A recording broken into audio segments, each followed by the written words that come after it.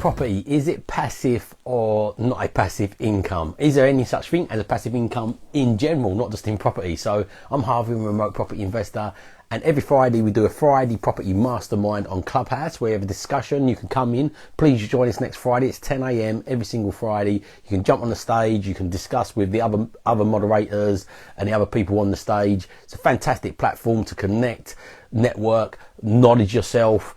Yeah, really good platform. Hi Jody, how you doing, mate? So join us next Friday on Clubhouse. If anybody's not got a Clubhouse invitation yet and you're still trying to get on there, let me know. I'll give you an invitation. But each week I'll do a Clubhouse. The only thing with Clubhouse, it's not recorded. So what I'll do is we do the Clubhouse every Friday. I make some notes, and I'll share with you the bullet points and the conclusions of the discussions and any resources, books or anything that gets shared. So this week's discussion was, so I say, and it was Islam's or Muttal's select. It was his question from the week before. Is property passive? And what's your views? Put in the comments here at the moment. Do you think property is a passive thing, or is there no such thing as passive income? I did do a little poll yesterday. It's interesting to see what people's views are around it. But I'll share what the views are of all the other moderators. We had some great property minds in the group. Really good. It's really a great place. I'm really enjoying Clubhouse. It is a little bit time intensive. It can be a little bit of a time stealer, so you've got to be disciplined with it. But the fact it's not recorded is a bit of a pain sometimes, but it's also give you exclusivity as well. So Jody said, Harv, would it be possible to learn a bit more about you and how you got into property, how many properties, etc.? I believe it is passive.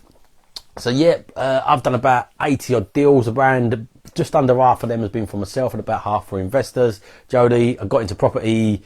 I'm not going to get into this too much now, Jody. I'll do another video on another time. But yeah, I got into property. The first deal I'd done was a piece of land. I had no education and it lost me lots of money, really. So it wasn't the greatest first deal, but it got me started. Then I just stumbled into buy refurb remortgage.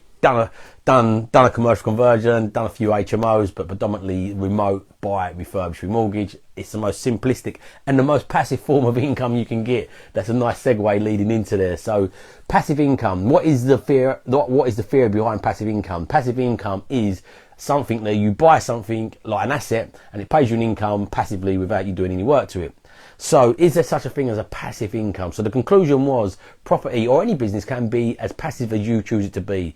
As you're growing, it's not really passive. You have to be hands-on. So once you've got the asset, that can be fairly passive depending what strategy you've got. So single let family homes are the most passive form, apart from social housing. So social housing, when you do it on guaranteed rent, especially the guaranteed rent, fully insuring, fully repairing, is the most passive income I've had. But every single form of income, you will still have to keep an eye on it to some degree. Some people say, obviously, if you use a letting agent, it's passive then because you're outsourcing it to them. But don't forget, you've still got to sign the contracts, you've still got to agree the repairs, you've still got to keep an eye on your agent to make sure that they're doing their job correctly.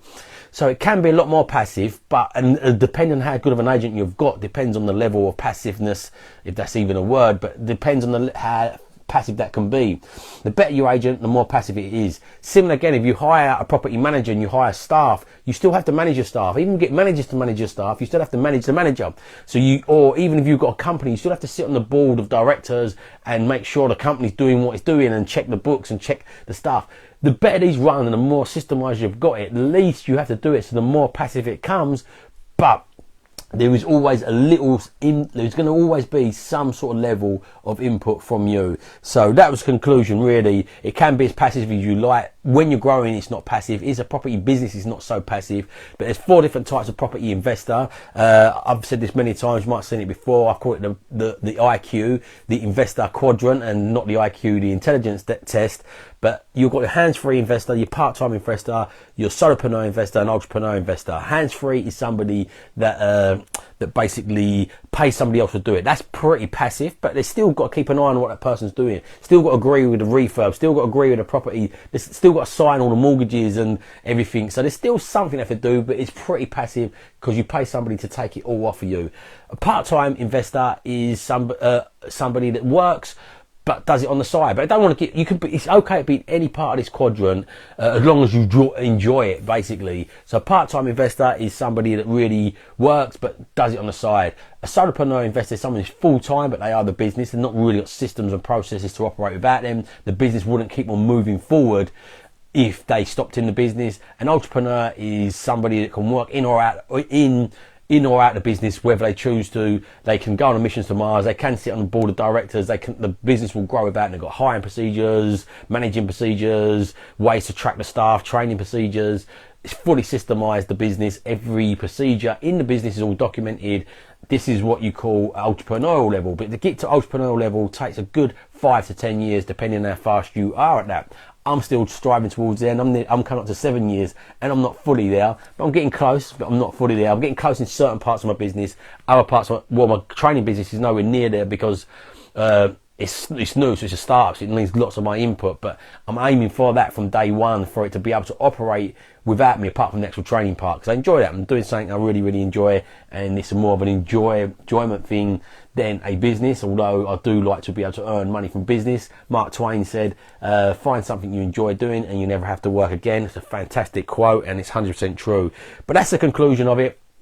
Property can be passive, but everything needs some sort of level of your input, especially at the start. You need some input to get it off the ground, but if you get it off the ground and you pass it over, especially the most passive form of income I've found from property is social housing that do fully repairing, fully insuring leases on a 10-year lease. So they take over everything. They don't even tell you about the maintenance. They just deal with it. But what we do is inspect it every now and again, because even these big housing providers can mistreat the properties, or the tenants they put in them can mistreat them. They don't keep them up to scratch, and they've been notorious for giving properties back at the end of the long-term leases, not in the condition they promised to give it back in. So you have to do inspections with them at least once a year just to make sure they keep on top of the property. But it's probably the most passive income I've got. I've got a few properties on this sort of style, and yeah, it's very passive. I've got HMO that way, and I've got single lets.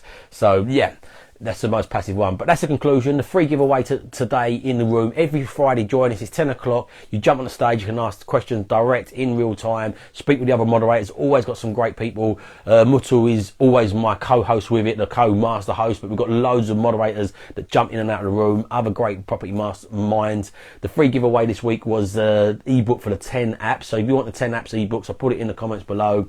If you want to systemize and passive property business, you need to get systems and processes, and this 10 apps just suggestions to help you systemize your business. So I'll put the link to the 10 apps in the comments, and have a fantastic evening, everybody. But remember, if you don't evolve your ideas, you're never going to live on your own terms. So evolve your ideas, live on your own terms, and have a great day, everyone.